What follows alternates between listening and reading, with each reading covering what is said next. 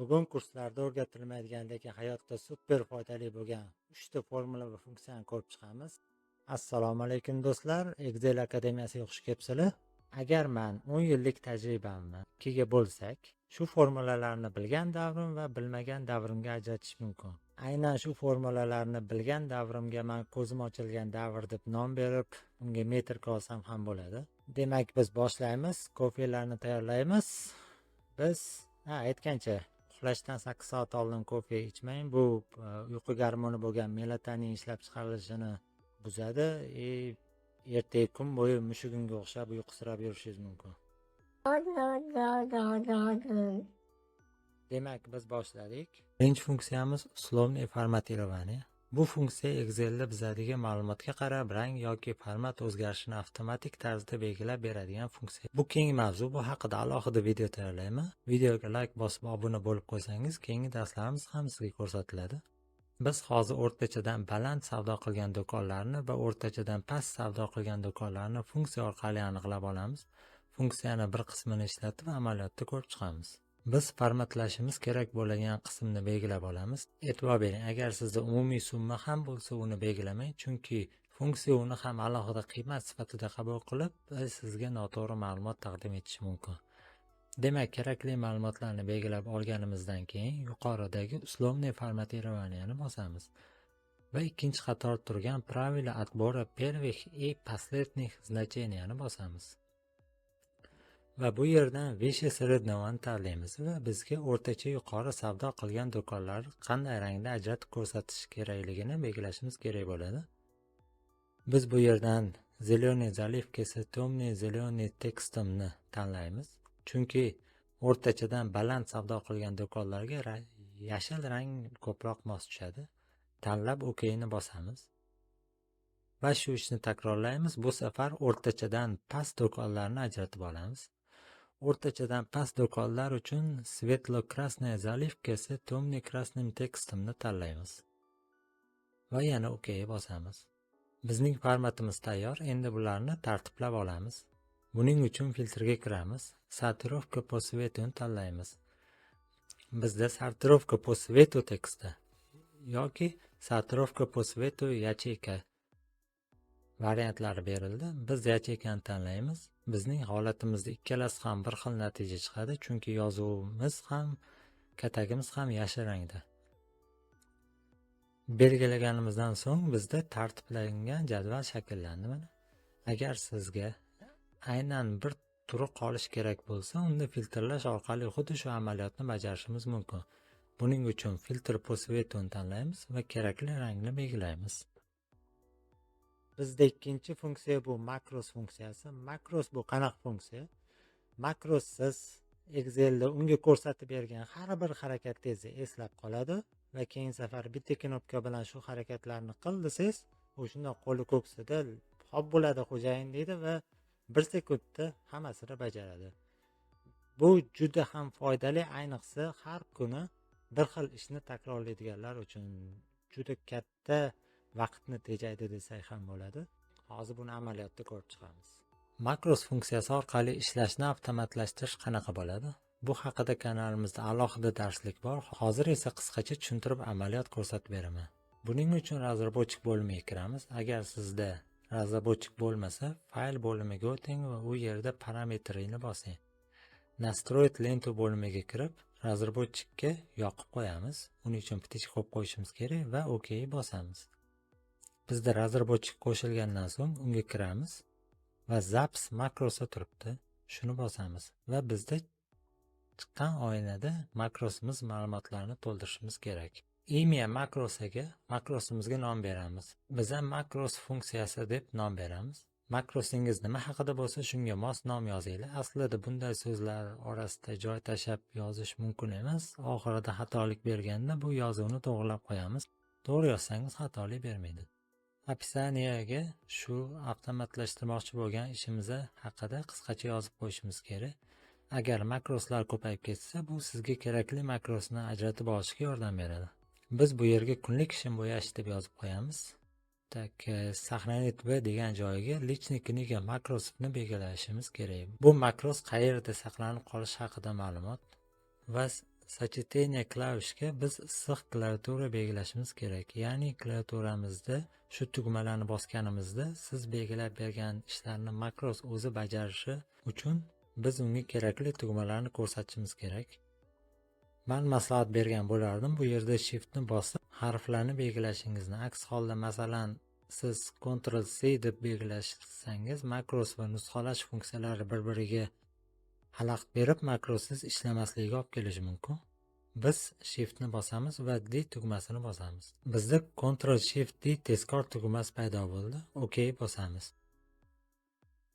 Va bu yerda Остановить запись tugmasi paydo bo'ldi. Bu degani hozirda makros funksiyasi bizni har bir harakatimizni eslab qolyapti. Keyinchalik belgilab bergan Ctrl Shift plus D tugmasini bosganimizda o'zi bajarishi uchun biz nimalarni makros bajarishini ko'rsatishni boshlaymiz. Misol uchun boshidagi ikkita qatorni yashil rangga bo'yaymiz va yozuv formatini o'zgartiramiz va tagiga chizib ham qo'yamiz va boshqa qatorni ham belgilab olamiz.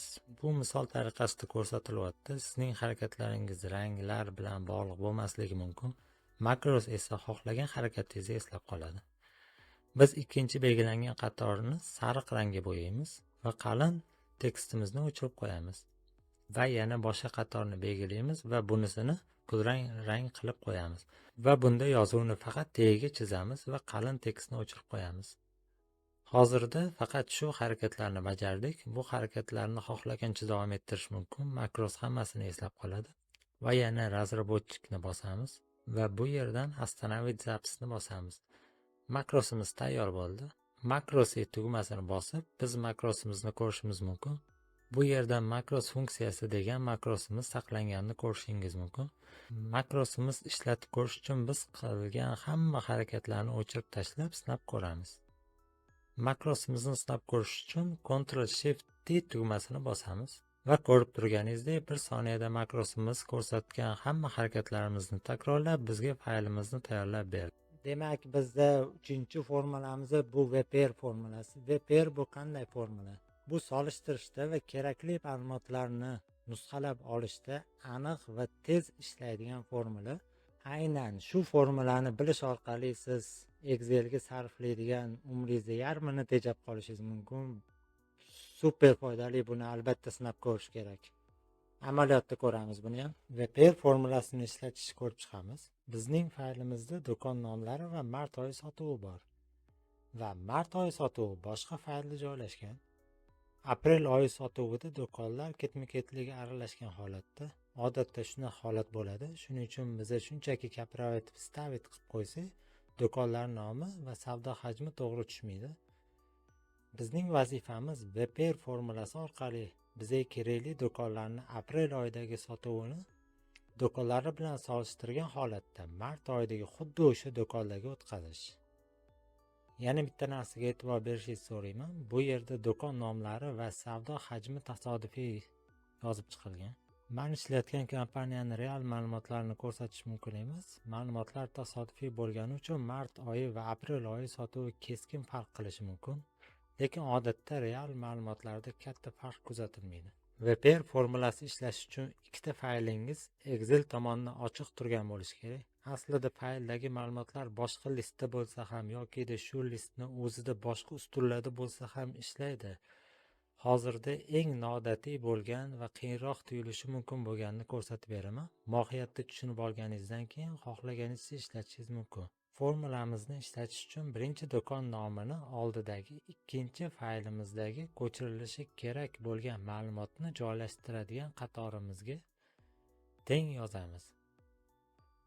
Chiqqan formulani ustiga 2 marta tez-tez bosamiz agar sizga bu yozib o'tirish qiyin bo'lsa. Va keyingi yozadiganimiz bu искомое значение. Bu yerga narigi faylimizda qaysi do'kon nomini qidirish kerakligini ko'rsatishimiz kerak.